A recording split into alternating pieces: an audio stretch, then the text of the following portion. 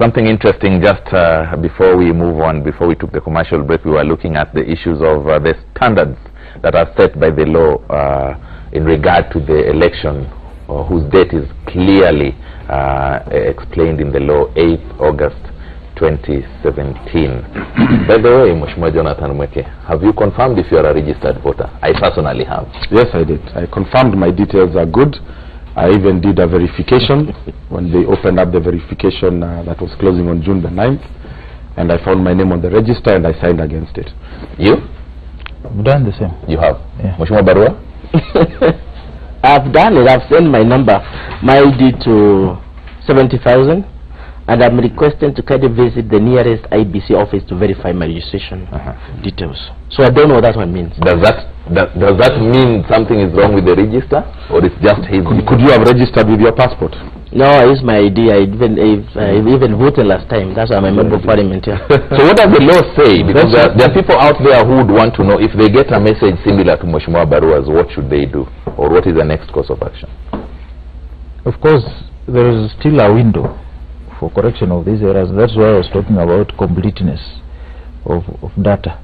Because this kind of messages simply means that the voter's data is not complete. They may have a name, they may not have biometrics and all that. And if you look at the Election Laws Amendment Act, Section 6, the register is now biometric. So if any voter has sent that and his name is not in the register, then the immediate thing is to go to IEBC. The only challenge is that IEBC operations now at the constituency headquarters. So you have many rural voters will not be able to have this done. And so the responsibility now lies with the Commission to ensure that every voter who applied to be registered as a voter is in the roll with his data complete. Because there is no way they can have a register that they have certified as a commission which has such tremendous errors. It's something that they must do, because you cannot have an election without a credible register. A complete credible register. Yes, a credible register is actually the foundation of a free and fair election. So if the register keeps oscillating, if there is no certainty that a voter will turn out in his polling station and be able to be identified as a voter in the register, and then you cannot have a free and fair. So we keep urging voters out there, anybody who registered, to please send your details, either ID number or passport number, whichever you use to apply for registration, to the number 70000, and make sure you get the information correct. Should you get a message like Mheshimiwa Barua's, then as the advocate advises, you visit the nearest IEBC office and just make sure that you have your record straight. We want to avoid a situation where somebody goes to the polls on 8th August and they're told you can't vote. Yes, I said I'm going to this afternoon to visit my center in Kenyaga so that I can see what's wrong with my registration status.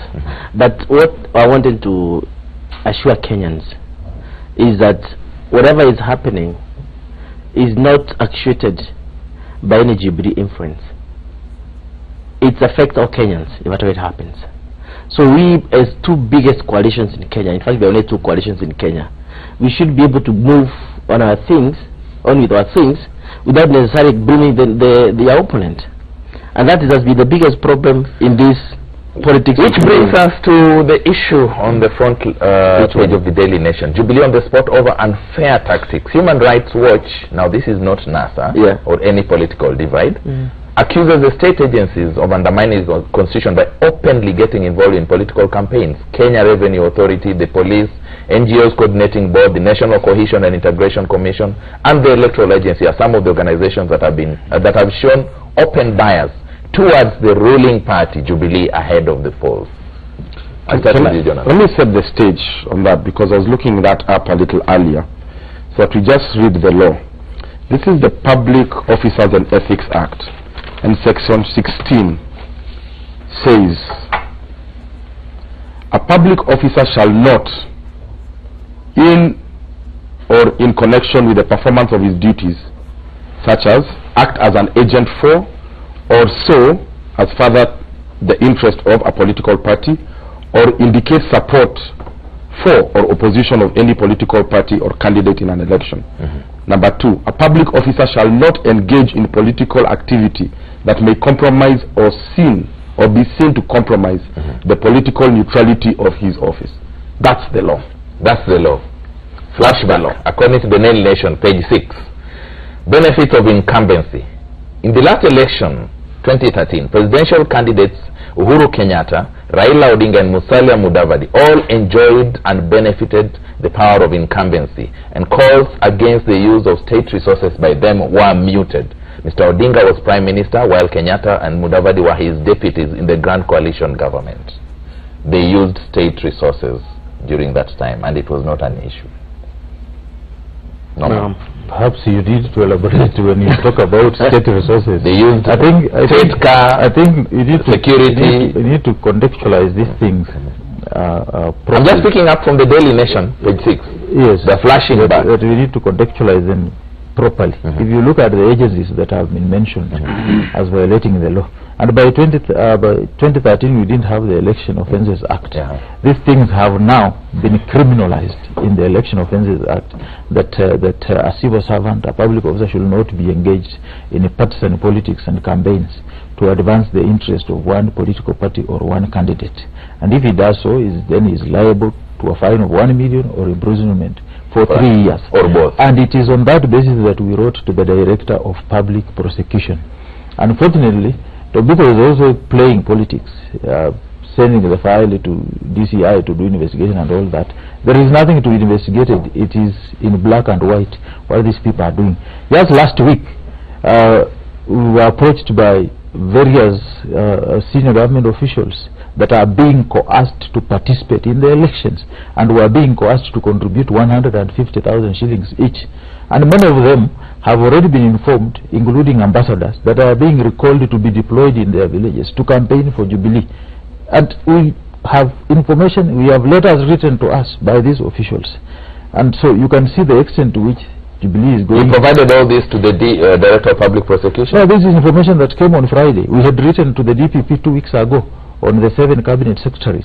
2, we've at various points been approached by senior officials within the National Police Service saying we are not happy the way the force is being used in this election, and details have been provided.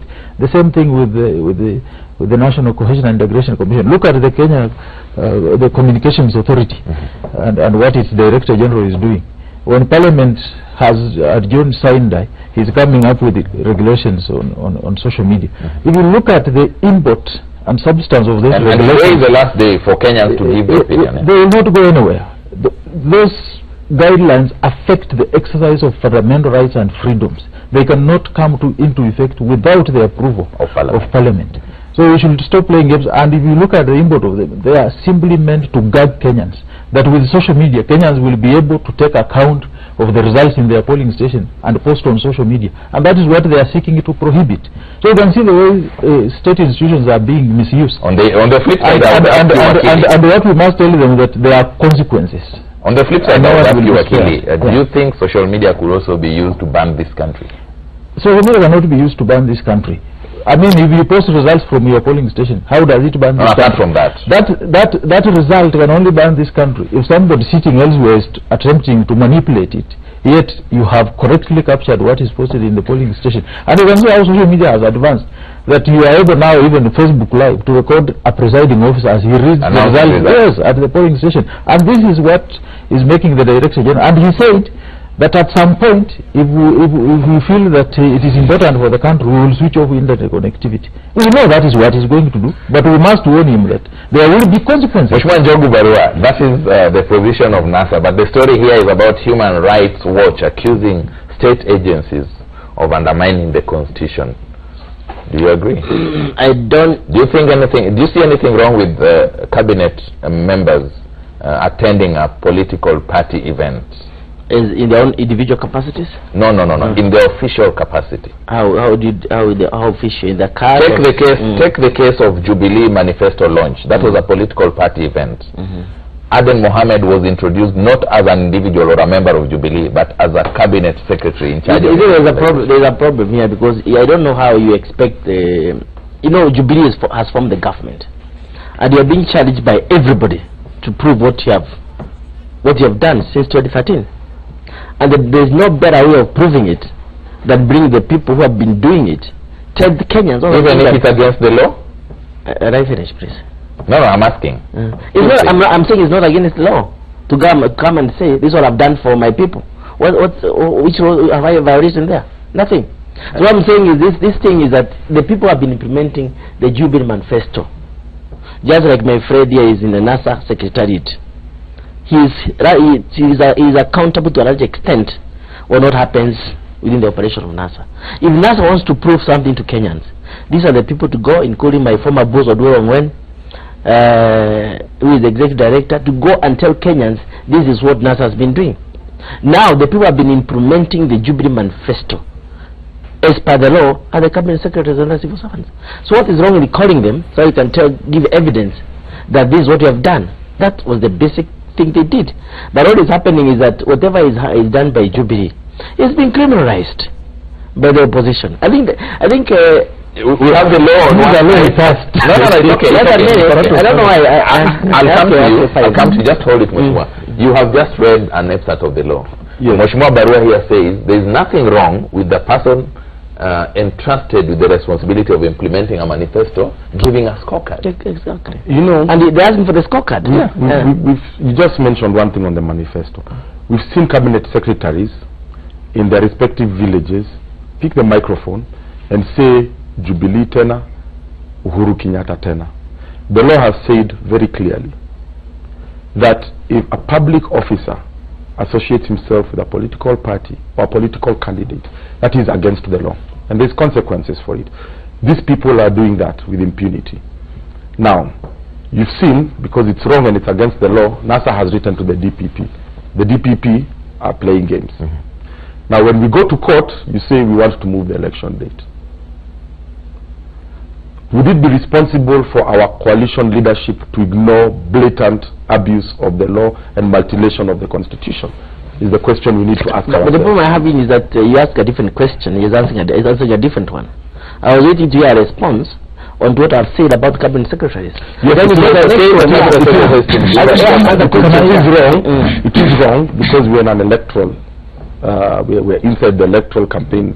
So who should give us scorecard? And they are campaigning. Now, who should give the scorecard? Who should give the scorecard? Who read the manifesto? In 2013, 2 people read the manifesto. So there are the people who should give the scorecard. There are people who should give the scorecard. No, man, let me bring you into this. You didn't see the cabinet secretaries read the manifesto in 2013. It was 2 people who read the manifesto. General Nkaiseri, the cabinet secretary in charge of internal security, is quoted as having said he has every reason to campaign for Jubilee.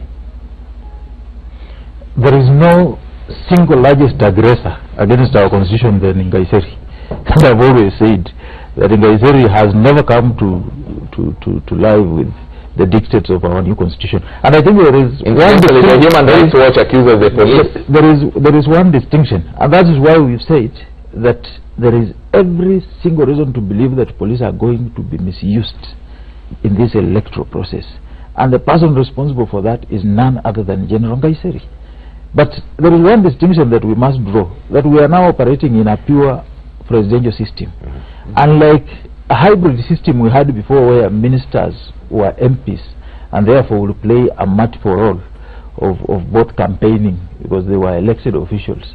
Right now, cabinet secretaries are not politicians. And therefore, or should not be politicians. Yes, and therefore, of course you can't say Eugene Wamalo is not a politician. And therefore, strictly, the moment he accepted to be appointed a cabinet secretary, he ceased being a politician.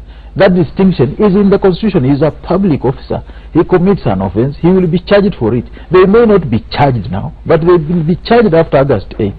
That we can take to the Mheshimiwa Njogu Barua, when the president and his deputy were reading the names of cabinet secretaries when they formed the cabinet, there's a statement that keeps lingering.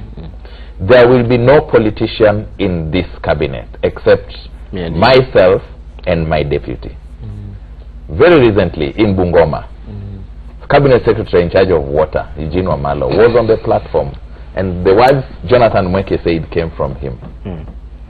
Yeah, Ano tena Jubilee. Well, yeah. Was that as a cabinet secretary or as a politician? I don't know whether that is Tano Tena. Is that politics? Jubilee Tano Tena. No, is that politics? Actually, the fundraiser at Panafric, when I was referring, was convened by one Eugene Wamalu. No, I mean... okay, let's so that's not politics? I'm asking, Jubilee Tano Tena, is that politics? No, it's not. I have an opinion. At a political rally. I have an opinion at a Jubilee as a Kenyan, even if it's at a NASA rally, to say Tano Tena Jubilee, because I believe in what Jubilee is doing. So that's you as an individual? As an individual, because Eugene Wamaro, as an example, he has a right, he's going to vote. He's going to make a decision between Raila and... So we shouldn't be surprised if, for example, the IEBC chairman stands up and says, so-and-so achaguliwe, because he has an opinion and he has a vote. Is that what you're saying? No, that's a referee. That's a referee. But he's a voter. No, okay, but he's a referee. Okay, Eugene is also a public officer. He has also taken a different oath. Eugene serves both Jubilee and NASA supporters. He's a public officer. And he also took an oath. Yes. But he took an oath. But you see, what I'm saying is that, okay, the president and the deputy said that. I remember. Yeah. There will be only 2 politicians in this cabinet. He said so. 2013. That's what he wanted to say. Is that what we have now? That's what we have. But what we have is that the CSs and the PSs are working under politicians, and they are supporting politicians to perform. That's all. So what should happen? Should they report to the politicians to give us scorecard, or should they do it themselves? There's teamwork. You know, Charles Mheshimiwa Barua is a member of parliament. Yes, I am. This is a law that you made and you passed. If you don't believe in it, why don't you change it? Well, that's another question. Why would you rather break it than change it? But what is even more blatant, Charles, what is even more blatant is that even those state officers who are not willing to participate in the politics are being coerced to participate in the politics. Like the fundraiser Eugene had organized at Pan-Africa, public officers from the lower community were being coerced to contribute 150,000 shillings and to participate in the campaigns. Have you people reported this to the authorities? Even those who... No, have you reported this? Which authorities? I mean... Which authorities? There's only one process of... There's no government. Listen. No. You're an advocate of the High Court. Let me first finish. Yes. I will tell you what we've done eventually. Okay?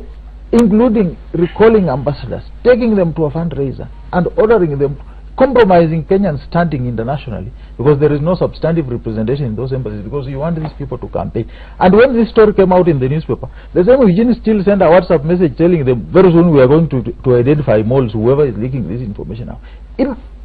I mean, there can no such impunity in this country under the 20. So with all this information you people have, we have already notified the DPP that if he doesn't prosecute, we will institute private prosecution. The law allows us to do it. I think my friend here, I would like to know whether he's got evidence that ambassadors have been recalled.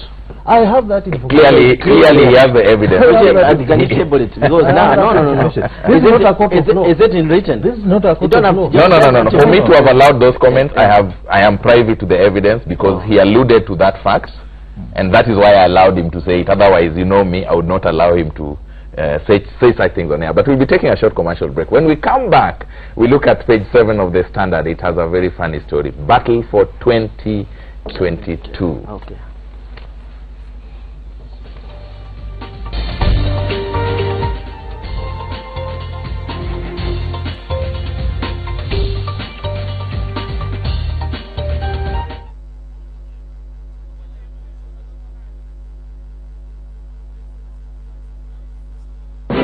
There comes a time when talk is not enough. Anyone can get votes. With 95,000. Including you? Yes. Anyone can get votes. When you choose a leader, do you want transformation? Do you want leaders who deliver, or do you want leaders who have money? Don't fight in the areas where your enemies are comfortable with. Everybody is on their knees praying and fasting that process can have semblance of credibility and fairness. It's not about lack of bread. It's about if we widen our menu of what people can choose from. Creating wealth, by the way, I'll never begrudge anybody making wealth. But the question is, how are you making wealth? Cheche, where opinion counts.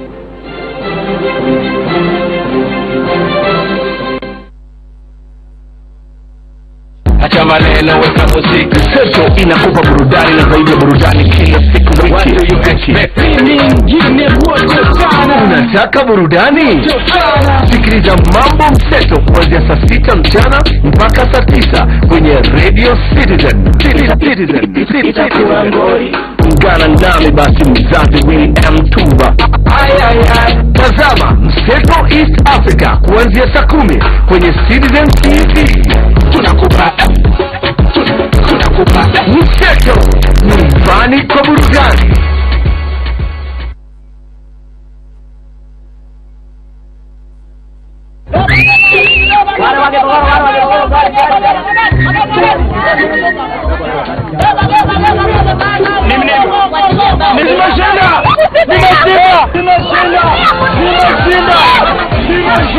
Jiunge na Shabiki.com, kampuni mpya ya ubashiri wa spoti hapa nchini Kenya. Bashiri mechi 10, ukiweke kwenye nafasi ya kujinyakulia mojawapo ya jackpot 2 zilizopo. Kumbuka, kutakuwa na mshindi wa jackpot kila mwezi. Mimi ni Shabiki. Je, wewe? Usisajili, tuma neno join kwa 29063. Kisha tuma ubashiri wako bila malipo kwa nafasi ya kujishindia jackpot ya shilingi milioni 1.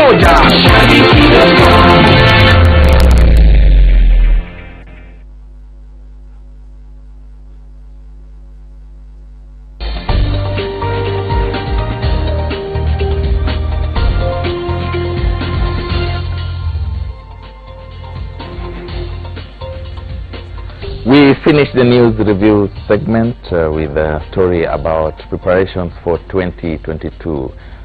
There has been word that what is going on now, come 9th August, one day after elections, it will be the journey to 2022 beginning.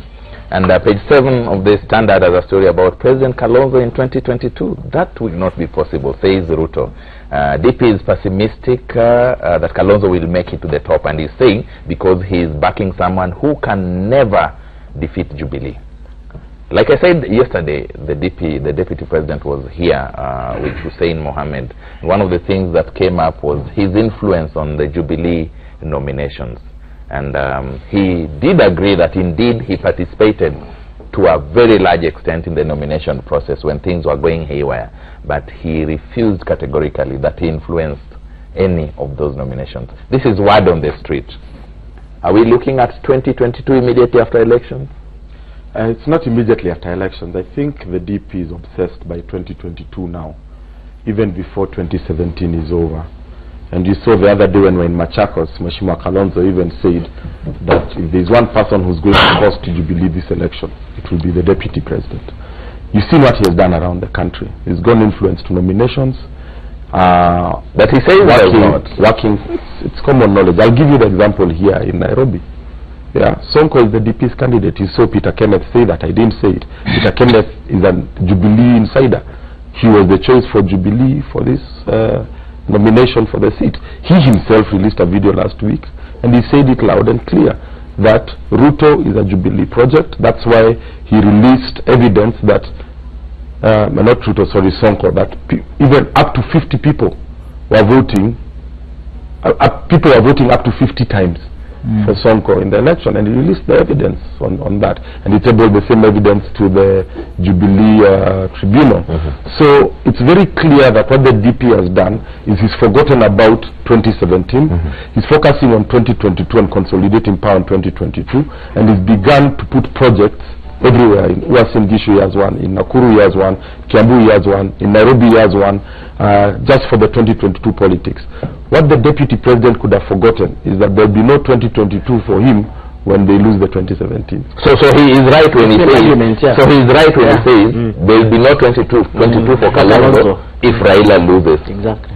Well, not the rest of your argument. Not exactly, because you see, Kalonzo is not in power, right?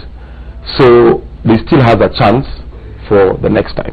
Just for example, they lost in 2013 with Raila. They had a 2017. Okay, this is a government that's in power. It's never happened around the world. It's extremely rare that a government in power loses an election due to growing popularity when they've been in power and then survive to come back again in the next election.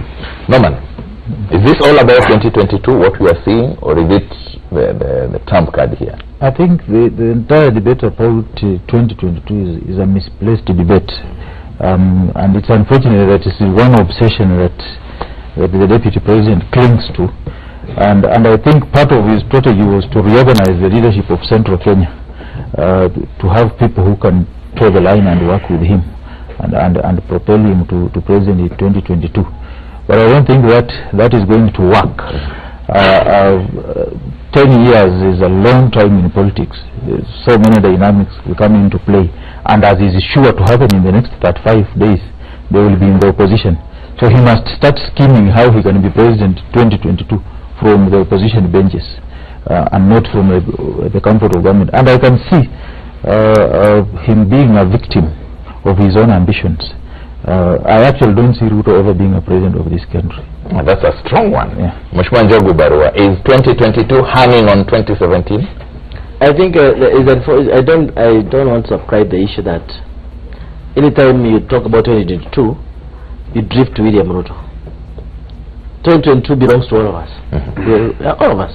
2022 belongs to all of us. We are the ones to decide who is going to be the leader 2022. And when you say we here, who are you referring to? When you say we here, who are you referring to? People of Kenya. People of Kenya. People of Kenya. Because you can offer yourself to be elected. So it's not about a region, it's not about a political party, it's about Kenyans. It's about Kenyans. And one thing I've heard from NASA, and we are sure whoever is one person not being 2022 agenda, is Raila Odinga. Because he has said he has got the last bullet, which is going to be used. Of course, and Uhuru Kenyatta. Yeah, I mean constitutionally. Constitutionally, yeah. So when you talk about 2022, it's like you are talking of other people. So this attack on William Ruto is not unexpected, because the person right now who is nearest the throne. His next touch is number 2. When you look at Kalonzo Musyoka, and I like what Mweke has said, is that if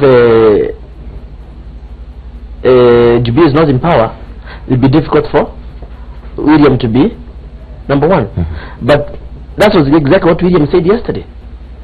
Kalonzo is supporting somebody who can never win, so he has no chance of coming to power. So my friend here, I like the way he is confident about Jubilee, about NASA. They are winning either way. We're taking you home. And they think they're taking us home. And I think these are people who have actually prepared this country for violence. Why? Because they are not prepared to accept any other result from Kenya. Did you prepare this country for violence? You are not willing to accept a result from a credible election. And I like this comment because it said a sham election. 2017 is not going to be a sham election. It's going to be a credible election, and these guys must agree that they are going to lose, and they will lose, and they lose. So they must agree they are going to lose, but they should not say they are going to lose. They should accept the loss if they lose. They should accept the loss. But not a matter of saying that I will declare myself president. It has been said that. Nobody has said that. Or somebody has said that, but the way he's putting it, and we are going to win. Somebody said that anywhere? That they are going to declare themselves president? So that's a very serious. That's actually. No, you are annoyed that I'm telling you that I'm sending. No, I'm not annoyed. No, it's not. But realize the folly. Realize the folly, and here is the main problem. That is, you believe that assures you that the election is going to be free and fair. Only IBC can give that assurance, that guarantee that the election will be free and fair. Unless you which one knows what is happening at IBC for which nobody but you are saying you are taking us home. Give him a chance. How are you sure you are taking us home? If you have not compromised the system, I can feel the pulse of the country. You are going home. And you are not feel that you are losing. Gentlemen, do you support Honorable Duale's comments yesterday when he was in Garissa? I've not had comments. And he said that Jubilee has 14.5 million votes and NASA has only 5.9 million votes. That is his own position. You also say you've got 10 million votes. I don't agree with you. Yeah. Everybody has a right to have what I subscribe to is a free and fair election. That's all. So everybody has a right to a position. And every vote must count. When the votes are counted, they will not be decided. That's all. That's a good position. Yeah. Gentlemen, I want us to finish with the story on page 4 of the Daily Nation. President Uhuru Kenyatta yesterday met some of the observers from the European Union, and what he told them is August polls will be fair. Uhuru tells observers. Who should say this? IEBC. They're the ones mandated to conduct elections. But it's the president of the country. He needs to give the assurance. No. How does he give the assurance? First of all, you have had the register is the foundation of a free and fair election. If you're building a house and the foundation is shaky, that house will come down. That's why we in the opposition are doing everything it takes to ensure that those cracks in the foundation are fixed, by writing to the DPP, by going to court, by doing everything possible as responsible citizens who love this country to death, to make sure that foundation is firm, that way the house doesn't come down. So why, and you take these comments together with Honorable Ruto's comments of 70+1. So the president knows that the election will be fair, even when the foundation is shaky, and the deputy president knows that they're going to win 70+1 of the vote. That's the president is just not an individual. He's a symbol of unity for the country, and he needs to give every assurance possible. Now, Mheshimiwa Barua, I just want to comment. There is an argument here, as you comment, that the president is a player in this. How can he guarantee the fairness? The president is not a player in the election, in the supervising elections. But the president is the chief executive of the state of Kenya. A player in this general election. As a president, he is a candidate. He is a president and commander-in-chief. Either he is a candidate or not, he is the commander-in-chief right now. He is going to, these people knew that the president does not matter. They would not have visited him. What I know for sure, today or tomorrow, they are visiting the national team, because they want to get the positions of both sides. So what I'm saying is the president matters in this issue. The leadership of NASA also matters in this issue. Listen to this. Yes. And I quote, "We have also taken measures to ensure the elections are credible, free and fair, as well as ensuring that the country will be safe during and after security, yeah. The second part of the statement is right in order. He's the commander-in-chief. Yes. But the first part. What authority does he have to tell people that the elections will be credible, free and fair? Because we have taken measures. Yeah, he has, what he is saying, we have provided whatever has been requested by the commission as a government. Should this comment come from him, or should it come from the leadership of IEBC? They asked him. He had to answer. This EU delegation has met us, and we have not met. We have made any such. Even if we were in power, we will not make such.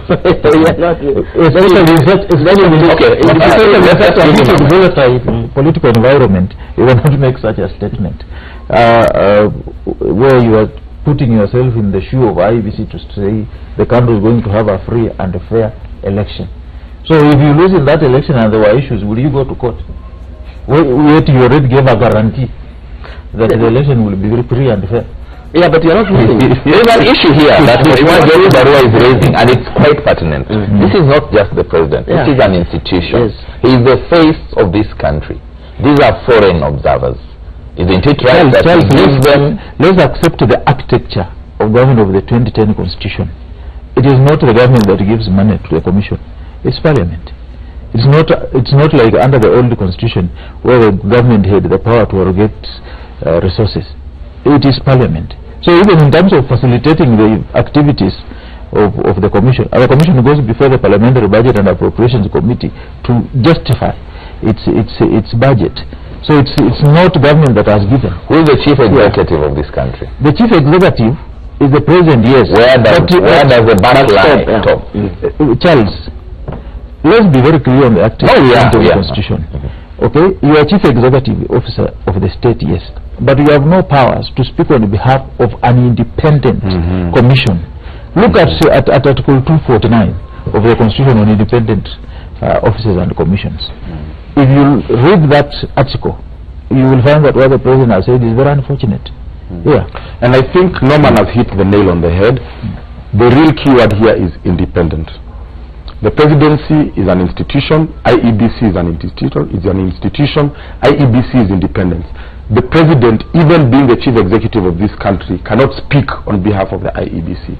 If the president was asked that question, as a president and as a candidate, he's a stakeholder. If he had said, the IEBC has informed me that the election will be free and fair, it would have been make the okay. a messenger. But we can't come out and say that the election is going to be free. Let me read another part of this. Gentlemen, let me just read this. Maybe it could help us in this discourse. And I quote, this is the President. The elections will be held on August 8th as required by the Constitution. And the government has taken steps to ensure that Kenyans exercise their democratic right and choose their leaders without any interference. Is it at the quotes? Yes. So that's verbatim? Yes. That's what we should be commenting on now, not the other issues. The other one was also a quote. It was verbatim. Okay. So, the first comment and the second comment, is the second one okay? You can't say anything good in it. You know, that first one. No, the second one. The first one you poked holes. Yes, that second one is okay in as far as it ensures that there is peace and security in the country, and that citizens are not intimidated to turn out and go and vote. But even that one is fettered by what the Ministry of Interior is doing now, sitting down in an office and classifying counties as hotspots. And we know that the objective of that classification is to suppress voter turnout. So you don't agree with the deployment of security. You don't agree with the issue? It happened in 2013. It is happening now. So you don't agree there are hotspots in the country? Based on what information? Based on previous experiences? No. What happened during the nomination? So if you stole once, you will always be judged as a thief. So you should continue stealing again. No. The second statement is okay, because the President has said the elections will be held on the 8th of August as per the Constitution. And the government has taken steps to ensure Kenyans exercise their democratic right to choose the leaders they want without any interference. Yes, I mean, those are okay statements. But you see, the first one, he said as per the Constitution. The President has realized or acknowledges that he doesn't have the power as the President to decide the date of the Constitution. So he said the date of the election. It's decided in the Constitution. Just like he doesn't have the power or the mandate to tell us if the elections will be free or fair. That's why he should have said, IEBC has confirmed to me. We have a very thin line. We have a very thin line. My friends here, there are a lot of respect to NASA. It's like they don't recognize the President of the day. And that's my question. That's what they are putting it to. No, absolutely. We have a very thin line. Completely. And I think where do you distinguish between the President of the Republic of Kenya and Uhuru Kenyatta, the candidate? Election, Charles, is a very serious business because it determines the destiny of this country. We are at 5 days to election. The President is a candidate. Raila Odinga is a candidate. The President cannot arrogate himself the power to declare that the election will be free and fair. He can only say that we expect that the election will be free and fair, set out in the Constitution. That will be a correct statement. So that's what say that we want to give an assurance.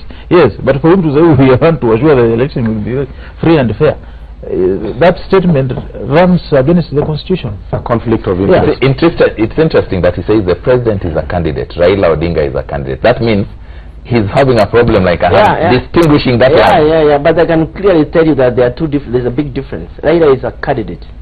Uhuru Kenyatta is a candidate and a president. Jonathan, I think what we are arguing about here is what we are discussing is the President is given powers. Okay? And what we are saying is the President should not make statements about powers that he doesn't have.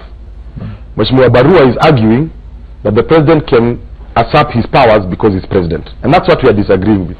No, we respect the institution of the presidency completely. But the President, as per Constitution 2010, has limited powers, limited functions, and a very clearly defined mandate. Here we are saying he's going out of his mandate. That doesn't mean we are disrespecting the institution. The reason why we are looking at this in detail, gentlemen, is that this election is quite a thorny one. It's got so much issues around it, and the slightest perception could make people develop a narrative that should not be. And that's why it's important that we get it very clear. Should the President have made this comment? Isn't it right that he made this comment as the head of state? That's the question. I think the Kenyans need to be assured of continued peace. And that's why the President is the commander-in-chief and the custodian of the as the father of the nation, he had to make the statement to ensure Kenyans that even after election there will be life and it will be peaceful. That's the context which was coming from. What about his position as a candidate? Yeah, thing is, yeah, because he was in State House when he was saying this. He never said Makueni. Let me just give you an example to demonstrate.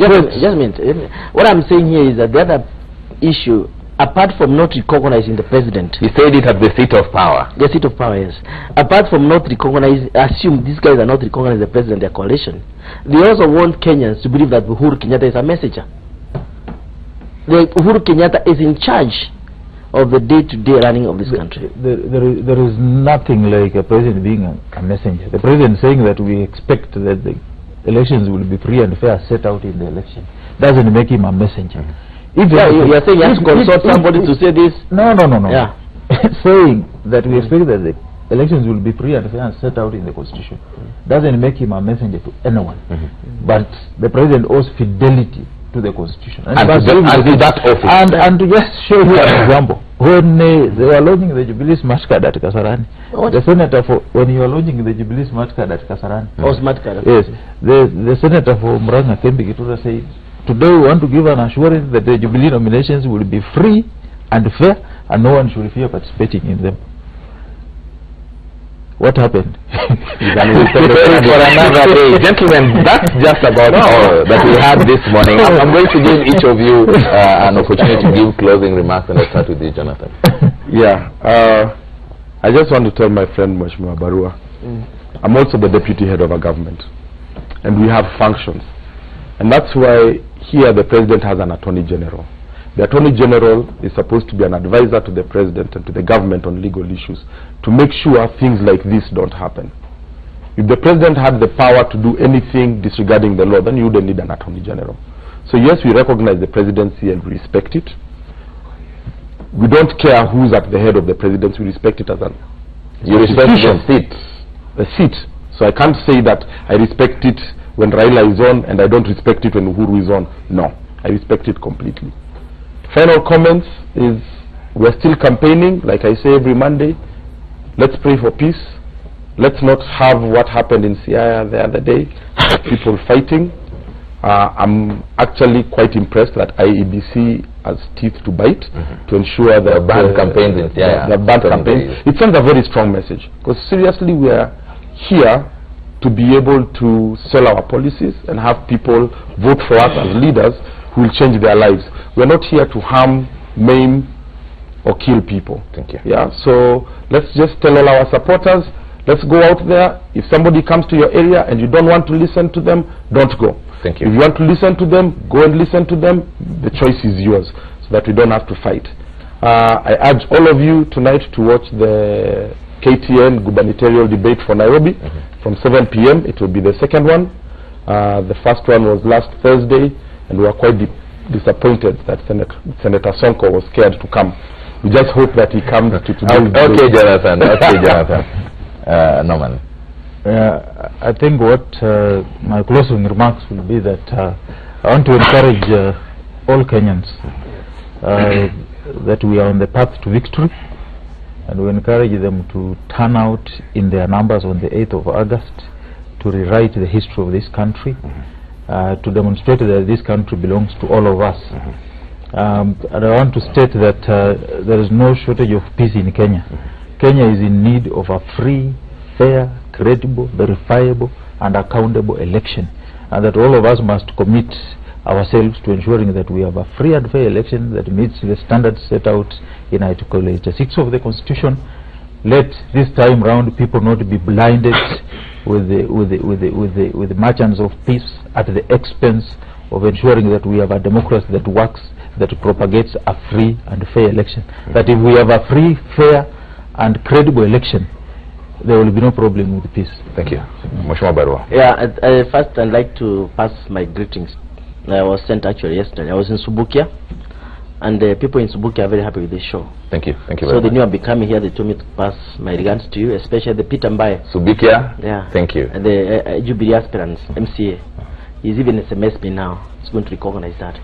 So they are really upbeat. They are 100%. You're now sending salam. No, they are upbeat. They are Jubilee 100%. and we are sure of victory. But we want to get this victory in peace. So we want to ask my competitors, who we respect quite a lot, because we have been in this game with them for some time, that they should be able to accept their defeat, because they are facing it on August 8. Thank you very much.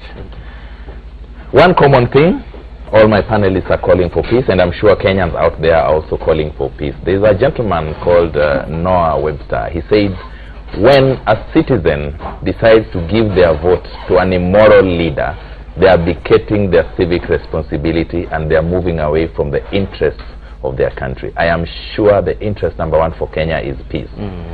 When you choose to give your vote to that person who incites you, to that person who is not of moral upstanding, you are selling the interests of your country. That is one thing you shouldn't do, because you will be judged by that. Thank you very much, my panelists, Mheshimiwa Njogu Barua, Mheshimiwa Bwana Norman Magaya, advocate, and of course Mheshimiwa Jonathan Mweke, Deputy Governor Nairobi. We had expected Mheshimiwa Joe Mutambu, Member of Parliament for Mwingi Central. Unfortunately, he couldn't make it for this show. We hope to have him here some other time.